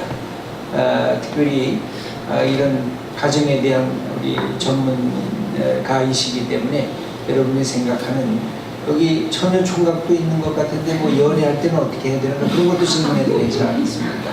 가정 전문가라고 얘기를 해요. 페미니스트들은 그 가정 전문가도 되지 않습니까? 저는 그 페미니스트여서라기보다는 그냥 제가 배운 사상들과 제 삶의 현실 사이 어마어마한 갭? 그 차이를 일단은 버티기로 22년을 버티다 보니까 뭐 가졌던 느낌들이나 이제 생각들은 있죠. 그렇지만 제가 전문가라고 얘기하기는 아니 재미있는 것은 저는 마리아 예수님의 어머니 마리아를 제4대 엄마의 하나의 모형으로 이렇게 꼬집어낸 것은 굉장히 재미있는 그래서 거기에 기억하라는 말부터 시작하거든요. 아들의 이야기를 잘 몰랐지만 마음에 내가 두었다 이런 표현이 아주 중요한 그 언어로 나오는 것이 그걸 제4세대 엄마로서의 특징으로 표현하는 것 그것은 아주 저는 또 재밌게. 근데 저는 제 아이를 키우면서 그 성경을 읽다가 그 구절이 확 들어왔거든요. 원래 옛날부터 읽었지만 근데 왜냐하면 너무 저랑 답이 다른 거예요. 그리고 저랑 정말 너무 달라요. 여러 면에서. 그 저도 모르게 제가 아주 잠깐 3세대가 되었던 적이 있었어요. 왜냐하면 그 아이의 다름이 제가 볼 때는 이 3세대적인 분에서 경쟁력이 없다고 생각이 되었고 실제고 저는 3세대적인 경쟁력을 알고 있는 사람이고 그러다 보니까 저도 모르게 아이를 조정하려고 했던 순간들이 있었는데 나름대로 이제 시행착오를 겪으면서 이 아이만의 것들을 보호해야만 한다고 생각했던 지점에서 그 성경 구절을 읽었을 때에 확 와닿았던 게 더 컸던 것 같습니다. 아니, 그래서 그 구절에서 아까 포기 얘기했잖아요. 기억하고 기대하고 기다리고 기도하기. 그게 그 안에 제가 볼 때 확대해서 그 안에 집어넣을 수 있는 그 구절이라고 보여져요. 그렇죠. 예. 그러고 나서 30세 될 때까지가 시간이 거의 18년 동안의 기간이 그 기다림의 시간들이 있다고 보여지는데 그러면서 예수님이 등장하신 거니까 그 구절을 너무 뭐 많이 집어넣는다고 누가 뭐라고 할 수 있겠지만 그 구절의 내용들 속에 아까 말한 네 가지의 그 기다림에 대한 얘기를 집어넣을 수 있겠다 하는 생각이 저도 들으면서 굉장히 좋았습니다. 그리고 기본적으로 엄마들에게는요, 그 아이를 향한 사랑이 가득해서 그런지 저는 이제 엄마들만 있을 때 그 구절 가지고 좀 깊게 묵상을 하면서 지금처럼 빠르게 안 나가고 이제 좀 차근차근 나가는데 마지막에는 거의 울음바다가 되는 게요. 그러니까 제가 울리려고 그런 건 아닌데 근데 제가 나중에 그 멘트를 합니다. 딴 게 아니라 그렇게 내 아이만의 예수만의 의미를 계속 기억하면서 기대하고 기다렸고 기도했기 때문에 마리아는 그 십자가 아래 설 수 있었을 것이다. 라는 이야기를 하거든요. 엄마의 상상과 답과는 너무 달랐던 내 아들의 답을 그 네 가지를 거치지 않았다면 결국 그 자리에 설 수 없었을 거다라는 이야기를 하면 대부분 제가 올리려고 그러고 이제 엄마들이 다 우세요. 왜냐하면 갑자기 내 아이랑 이렇게 이입이 되면서 내 아이가 너무 내가 생각한 거랑 다른 삶을 살게 된다면으로 딱 생각하시게 되다 보니까 마리아의 생애하고 이렇게 연결하는 것도 아주 좋은 우리가 어머니의 표상을 생각할 때 좋은 모습이라고 여겨집니다.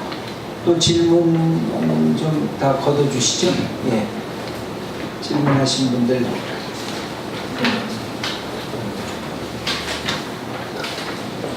예. 시간이 지날수록 더 경쟁이 강화되고 생존이 힘들어지는 우리 사회에서 4세대 가정 공동체가 과연 실현 가능할지 의문이 듭니다. 당연히 개인이나 가정 차원의 노력으로는 극복이 힘들고 교회 차원에서도 정서적 지지 외에 어떤 것을 해줄 수 있을지요. 또 사회경제적 차원의 해결 없이는 이런 그 문제가 해결되는 게 힘들지 않을까요? 라고 하는 아주 작은 문제에서부터 좀 거대 담론의 문제까지도 얘기를 좀 질문을 했습니다. 사실 이 책 뒷부분에 그게 나오는데요. 제가 가정과 교회를 연결하는 게 그 부분이었는데요. 근데 제가 그 얘기를 오늘은 짧은 시간이었기 때문에 말씀을 못 드렸습니다만 제가 여기서 확대해가는, 사이를 확대해간다는 표현을 한 게 이 가정이 핵가족 안에만 사로잡혀 있으면 안 된다고 말씀을 드렸던 게 그건데요. 그러니까 그리스도 안에 우리가 다 형제자매가 되고 한 패밀리가 된다는 그 개념을 그 구체적으로 어떤 방식으로 우리가 실현할 수 있을까를 상상하자고 제가 늘 초청을 하는데 벌써 한 10년쯤 이렇게 특강을 하고 다니다 보니까요. 너무 재밌는 사례들이 많이 나오고 있어요. 그러니까 전 사례만 가지고 해봐도 되게 재밌을 것 같은데 예를 들어서 그 대덕 연구단지인가요?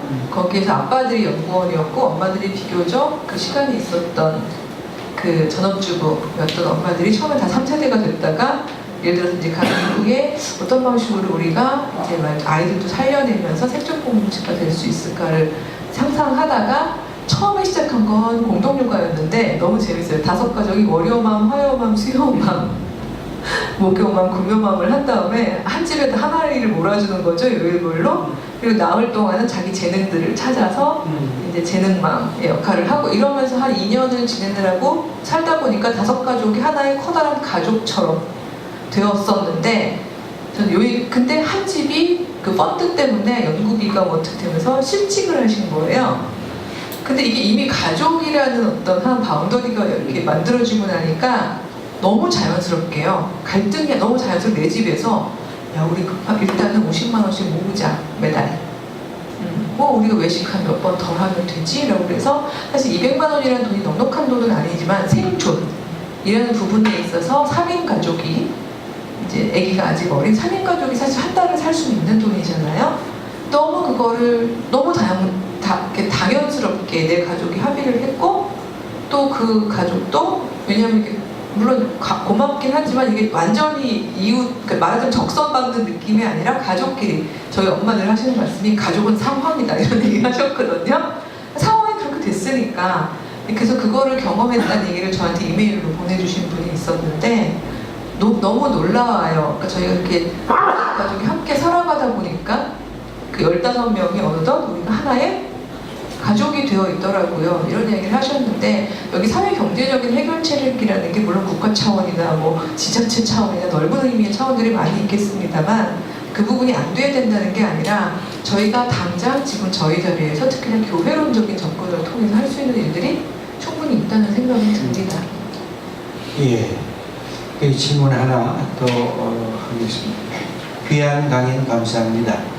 3세대의 교회가 했던 아버지 학교들의 사역이 유의미했으나 구조적 문제를 건드리지 않았다는 한계점을 지적하셨습니다.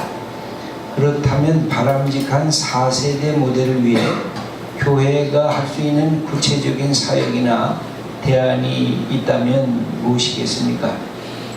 아까 얘기한 거랑도 거의 비슷한 내용인데요. 그러니까 저는 사실 그래서 제가 아까 이렇게 그렸던 것 중에 칸막이가 견고하게 있었잖아요. 교회가 해야 되는 사역 중에 하나는 그 칸막이를 허물거나 허물기 어려운 구멍이라도 뚫자 이런 얘기를 많이 하는데요. 소위 말해서 왜 아빠와 엄마의 역할 고정관념 이런 것들을 가지고서 사실은 그 역할들을 제대로 수행을 못한다고 자꾸 열등감을 불러일으키거나 아니면 그 경쟁 구조로 가져가거나 이래왔던 거잖아요.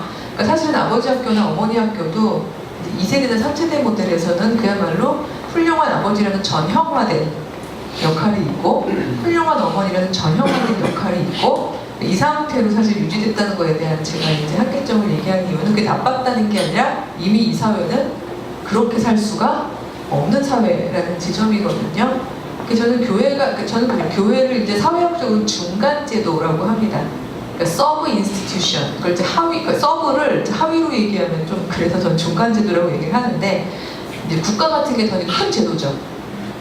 근데 그런 제도도 물론 이제 결국은 바뀌어나가도록 우리가 뭐 시민으로서 여론도 형성하고 좋은 담론도 만들어내야 하겠습니다만 중간 제도로서의 교회가 충분히 일종의 소위 말해서 매개적인 삶을 살 수 있다고 저는 생각을 하고 있기 때문에 그 부분에 대해서 원론만 제시해드리는 것이 전 그렇습니다. 우리는 호모 사피엔스입니다. 상상할 수 있어요. 이렇게 말씀을 많이 드리는데 실제로 굉장히 다양한 방식으로 이 아버지들이 소위 말해서 그 전형적인 아버지의 역할 거기에 사로잡혀서 힘겹지 않으실 수 있고 어머님도 역시 그럴 수 있는 방식으로 특히 이게요 젊은 부부들이 상상을 더 잘하더라고요. 이게 이제 자라온 환경이 아무래도 조금 그 제도의 금으로부터 자유로워서 그렇죠. 그래서 뭐 시간만 많다면 여러 사례들을 말씀을 드릴 수 있을 것 같은데 한 가지 팁은 그거입니다. 핵가족적인 해결이 아니라 이제 다양한 방식의 가족 연대, 교회 연대, 혹은 지역 연대 이런 방식으로 조금은 글쎄 확대 가족이라고 표현할 수는 없겠습니다. 하나님의 오이코스 개념으로 시작하는. 그래서 왜 삭개오가 막 회개하고서 자기 재산의 반을 가난한 사람을 위해서 나누겠다고 했을 때 예수님께서 오늘 이 집의 구원이 이르렀다 이렇게 말씀하셨잖아요. 적어도 그 구원은 개인의 영혼 구원에 대한 부정은 아니지만 이 땅에서 살아가는 동안 하나님이 주신 생명을 잘 살아낼 수 있게 하는 어떤 생명의 기본 연대가 삭개오 공동체에서 일어났다는 것을 선언하신 것 같은데 그런 방식의 삶이 우리가 이제 4세대적 모델을 통해서 교회론적으로 접근이 되는 게 아닌가 생각을 합니다. 예. 또 질문지 내신 분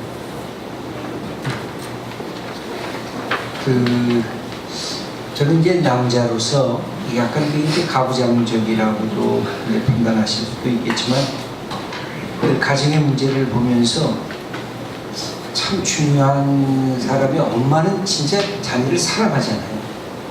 근데 아버지가 자녀를 사랑하는지에 대해서는 자녀들이 많은 의심이 있어요. 우리 아버지가 나를 정말 사랑한다. 특별히 아까 얘기한 아버지 얼굴도 보기 힘들게 어릴 때를 살아난 사람들은 더더구나. 그래서 이 시대의 많은 가정의 문제 중에 하나가 아버지 부재 경험.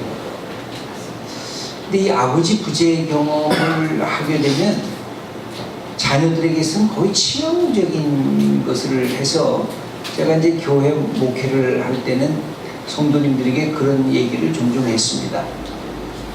특별히 아버지하고 아들하고 정말 친해졌으면 좋겠다. 그래서 아버지하고 아들하고 가까이 되어 있지 않은 그런 가정에서는 엄마가 좀 돈을 내서 남편하고 아들하고 3박 4일인지 4박 5일인지 가서 빙불고 싸움하든지 욕을 하든지 뭘 하든지 하여튼 두 사람이 가서 어디 가서 별짓을 다 하기 좋으니까 나갔다고 와라. 그래서 제가 아는 어떤 친구는 한 달을 아들하고 대화를 안 하던 이 아버지가 한 달을 아예 자기 작정하고 딱 시간 내고 그 다음에 아들한테도 언제가 네가 좋냐 하고 한 달 동안을 그냥 여행을 그냥 했어. 그러고 나니까 세상에 아버지 아들하고 친구가 된 거예요. 뭐라고 해도 뭐 그동안 하면서 싸움도 많이 했겠죠. 그러니까 이 가정이 아버지하고 아들이 친해지니까 가정이 회복된 거예요. 그래서 제가 읽은 책에는 그런 구절도 나오더라고요. 아버지하고 딸과의 관계도 중요하다는 거예요. 그러니까 아버지하고 아들과의 관계에 있어서 아들이 아버지 부재 경험을 하면 나중에 굉장히 공격적인 사람이 된다는 거예요. 남을 갖다가 공격해서 그 받지 못했던 사랑을 거꾸로 네거티브하게 사용한다는 거죠. 그 다음에 아버지의 그 사랑과 관계를 맺지 못한 딸들은 소위 bad guy한테, 못된 남자한테 피해를 입을 가능성이 너무 많다는 거예요. 그냥 아버지한테 사랑을 못 받았는데 웬 남자가 와가지고 살살 꼬시고 그러면 와, 이 사람이 날 좋아하는가 보다 하고 금방 넘어간다는 거예요. 그래서 이 아버지와 아들, 아버지와 딸의 이 관계가 가정 공동체에서 끊임없이 회복이 돼야, 그래서 그때 아버지와 엄마의, 남편과 아내의 관계도 회복이 되고 그 다음에 자녀들과의 관계도 회복이 되는데, 엄마는 무조건 사랑하는 걸 알죠. 엄마가 좀 간섭하고 엄마가 좀 너무 귀찮게 보는 거, 그것 때문에 화가 나는 거지, 자기를 사랑하는 건 모든 아들과 딸들이 다 알고 있어요. 근데 아버지에 대해서는 퀘스천 마크예요. 진짜 아버지가 나를 사랑할까? 사랑한다는 말, 나 손 붙잡고 야, 너 내 좋은 아들이다, 이런 말 하나 들어본 적이 없는 아들들이 너무나 많다는 거예요. 그래서 이 아버지 부재 경험을 극복하는 아버지의 역할들, 여기 우리 아버지들이 많고 아버지 될 사람도 많고 그런데 그 역할들이 가정 공동체 회복에 굉장히 중요한 요소가 있다. 제가 남자로서 그런 생각을 참 많이 해봐요. 그래서 교회 공동체 설교할 때도 아버지들이 정말 아내한테도 잘하지만 아들, 딸한테 그런 아버지 때문에 이 흉엄을 없는 사랑을 확인하는 분이더라. 예, 저도 동의하는데요. 이제 저도 계속해서 4세대 모델을 말씀드린 이유가, 이게 3세대적으로 가면 이게 아버지가 약간 이렇게 계속해서 이렇게 뭔가 이렇게 리드하고 계속 아버지가 답을 주는, 약간 제가 굳이 표현하면 다시 가부장적으로 가요. 이렇게 만져보는 이런 식의 어떤 구조라면, 제 적당 마음은 사실 마음이라고 표현했지만 은유거든요. 일종의 이제 어린이의 성장에 기여하는 어른의 이름을 저는 그냥 마음, 엄마라고 표현을 할 건데, 그 은유라면 그 아버지도 포함해서요. 그 적당함, 아이와 나의 관계의 적당함, 이런 부분들을 이제 알아내는 게 중요하고, 근데 그렇게 하려면 엄마가요, 아이들로부터 적당함 정도의 거리를 둬야 된다고 생각했죠. 엄마가 완전히, 전문 엄마들은요, 아빠의 여지를 주지 않잖아요. 예, 근데 그게 독점해버리고, 근데 그게 사실은 아이한테도 안 좋고 엄마한테도 안 좋고 아빠한테도 안 좋고, 예. 그래서 엄마가 갖고 있는 자아 실현의 또 다른 공간을 스스로 만들기도 하고 남편이 그것을 제공해 주기도 하고, 그래서 자녀한테 올인하는 것을 좀 이렇게 차단시켜 버리는 그런 여유가 있어야 되는데, 한국의 가정들은 뭐 모든 것은 뭐 할아버지는 돈이 많아야 되고, 뭐 엄마는 뭐 완전 뭐 정보에 이렇게 해야 되고, 아빠는 간섭하지 말아야 되고, 뭐 이런 이상한 왜곡된 사실 가정의 행태가 있는 게 참 우리의 현실적인 문제가 아닌가 생각을 해봅니다. 여기 질문이 있는데요. 어머니와 아버지 입장에 대해서 들었는데요. 자녀의 입장에서 사이 공동체를 찾을 수 있는 구체적인 방향성은 무엇일까요? 저는 아버지와 사이가 그리 가깝지 않다고 생각됩니다. 사회 기조가 청년과 기성세대의 분열의 바람이 불어와 더욱 아버지와 단절될 것 같은 불안함이 있습니다. 4대 맘의 4가지 특징을 저에게도 적용해야 할까요? 아버지에 대한 그런 기다리기, 아버지에 대한 기대하기, 그 뜻인가요? 아버지에 대한 기도하기. 사실 아버지도 이게 아버지의 완악함이라고 표현하면 안 되겠지만, 아버지가 가부장적인 어떤 답을 갖는 게 어느 정도냐에 따라서 이렇게 자녀가 아무리 사회공동체를 만들려고 노력해도 상처만 되게 많이 입게 되는 경우가 있는 것 같습니다. 그러니까 저 같은 경우에 저는 그런 부분에서 참 럭키했던 게, 아버지가 저를 이렇게 딸로 생각하시기보다는 큰아이, 첫째 아이 이렇게 생각해 주시면, 저는 아버지하고 참 데이트를 많이 했어요. 이렇게 친구처럼.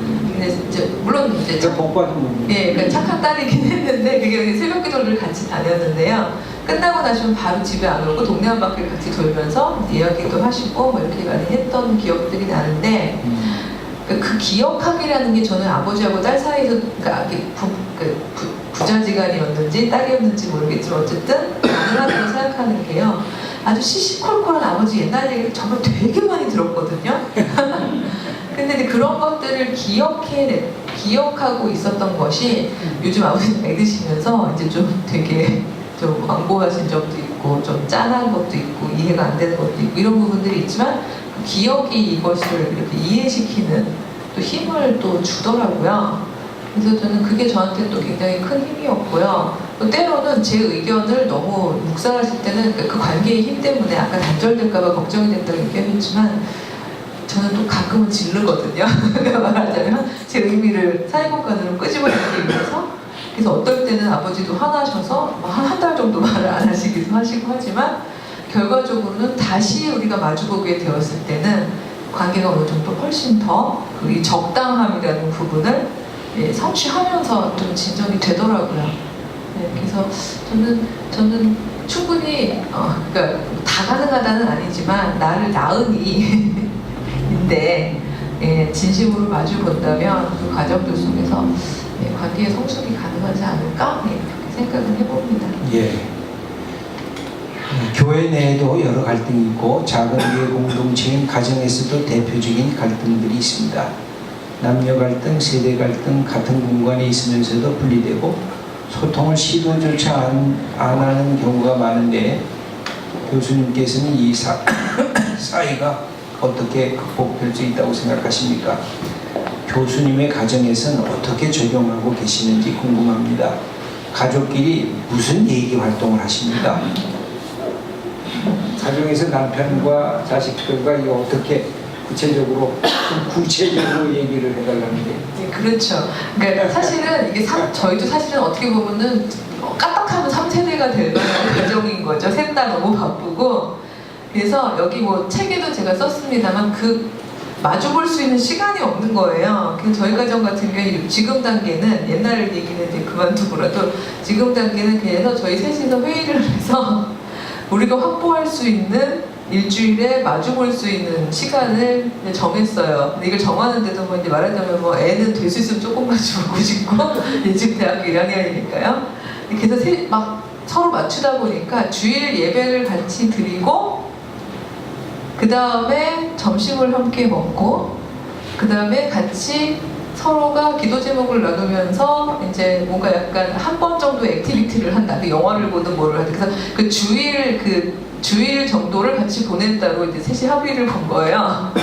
그래서 이거는 될 수 있는 한 지킨다로 이제 하면서 지금 저희가 한 3년쯤 이걸 하고 있는데 일단은 이 애기 아빠가 그동안은 사실 애를 안 마주봤었거든요. 자기가 바쁘기도 하고 또 본인이 그 관계노동의 부분을 열심히 안 해오고 그래서 저희가 가족 기도를 하면요 아이가 기도하다 말고 이제 돌아가면서 하는데 아빠라는 존재가 너무 불편하니까 기도할 때마다 이제 엄마 기도가 얼른 먼저 나오는데 아빠가 화낼까봐 하나님 가나다라 마바 순서대로 한 것입니다 이렇게 이러고 그냥 아빠는 70, 엄마는 100이거든요. 근데 엄마 기도를 먼저 시작했다가 이제 수습을 하고 그랬는데 제가 요즘에 발견한 건 어느 순간부터 아빠 기도를 먼저 해요.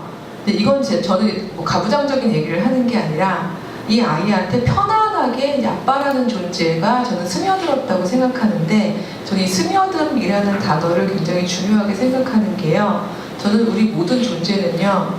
제가 요즘에 존재의 기공성 막 이런 신학적인 말도 만들어냈습니다만 그 완악하지 않다면 우리가 하드니스가 아니라면 우리는 또 서로를 향해 존재하면서 우리가 열고 있는데 가까이 마주보고 있으면 저는 이렇게 스며든다고 생각하거든요. 너의 존재가 자연스럽게 스며들면 너무 자연스러운 행동이 나오는 거잖아요. 근데 이렇게 저는 그게 뭐 일주일에 한 번 이런 거 아니고 뭐 이렇게 하루에 한 번 이런 얘기가 아니라 그 공동체가 가능한 한 서로가 약속하고 합의한 마주봄의 시간을 확보하는 거 굉장히 중요한 것 같아요.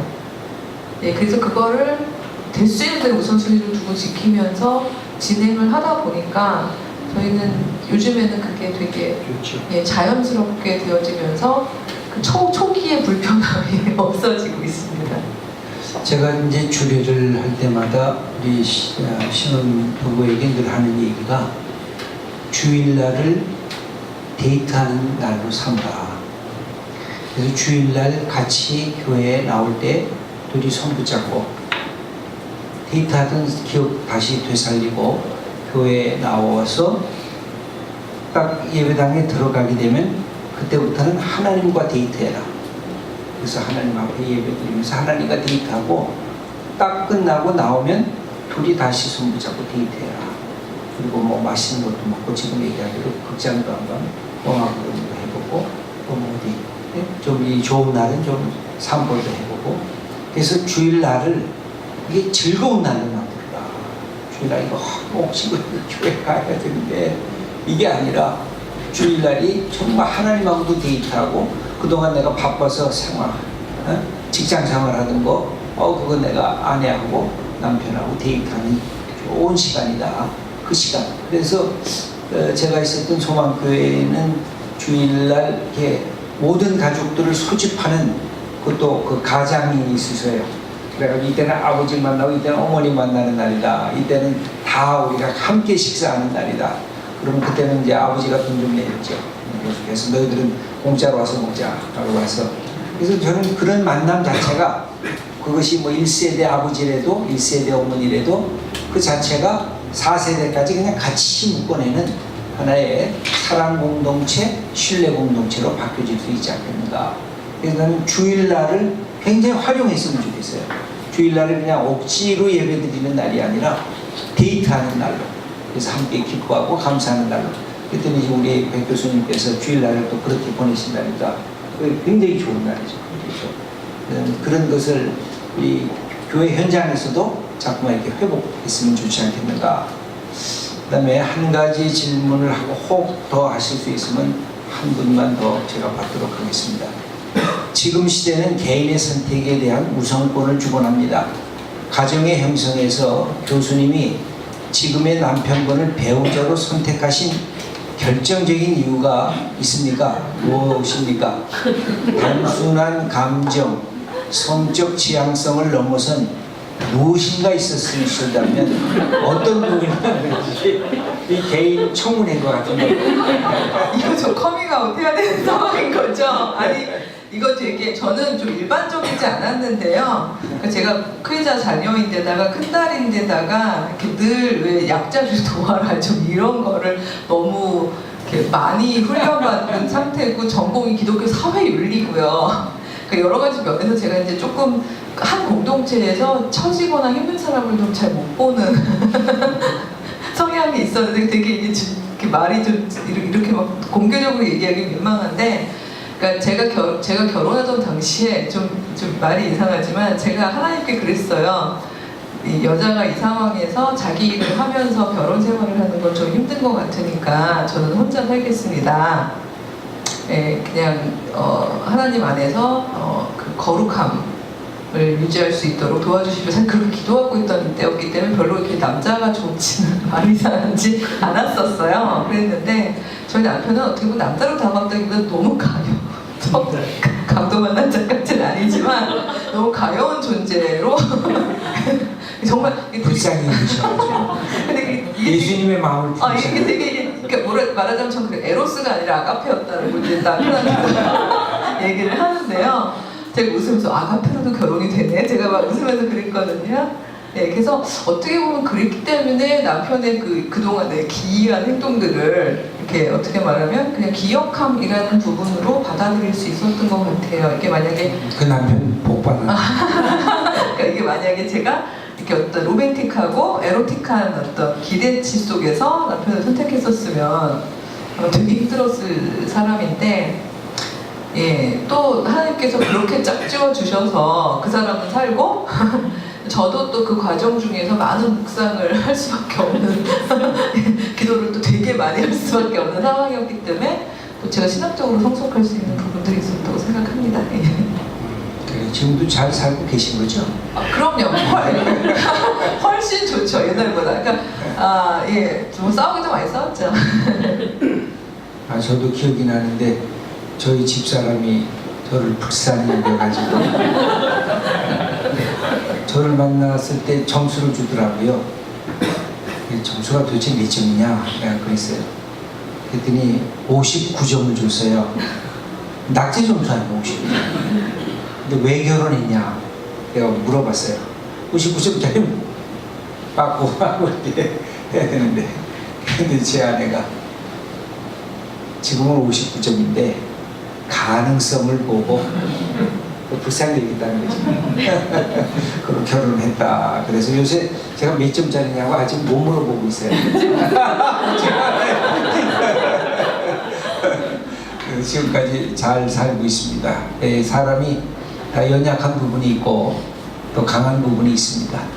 둘이 부부가 된다는 것은 같이 이게 아우러서 이게 점수가 올라가는 거잖아요. 그래서 가끔가다 우리 여학생들이나 남학생들이 결혼하면서 100점짜리 신랑 100점짜리 신부를 찾는다 그래서 그럼 혼자 살아야 되겠다. 100점짜리가 어디냐. 둘이 합해서 100점짜리 되면 그게 좋은 거지. 그게 시너지 효과가 나야지. 어떻게 100점짜리 신부가 있고 100점짜리 신랑이 어디 있냐.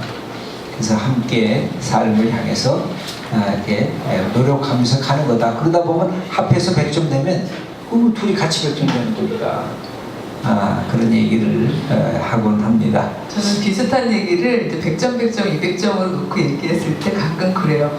남편이 너무 점수가 낮아서 20점밖에 안 된다고 생각하면 잘 생각해봐라. 사실은 네가 180점인 거다. 이렇게 하나님이 그만큼 태어난들을 주신 거다. 이렇게 표현을 할 때도 있는데요. 모르겠습니다. 예, 오늘 이 가정 얘기니까 따뜻하고 훈훈한 이야기가 됐습니다. 사실 가정이 따뜻하고 훈훈하고 그 다음에 가정이 충전의 장소입니다. 에너지원입니다.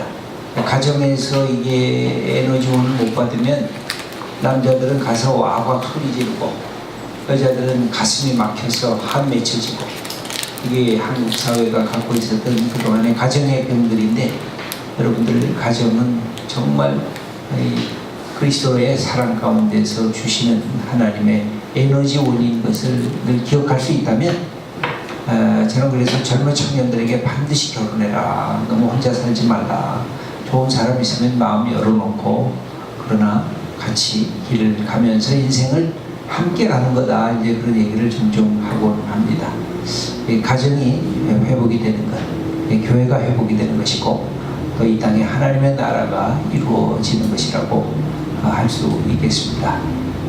오늘 이렇게 좋은 강의 밤 늦게까지 또 내일 아침에 또 일찍 또 어딜 가셔야 된다는데 이렇게 응해 주시고 함께 참여해 주시고 우리 다시 한번 감사의 우리 박수를 해 주시면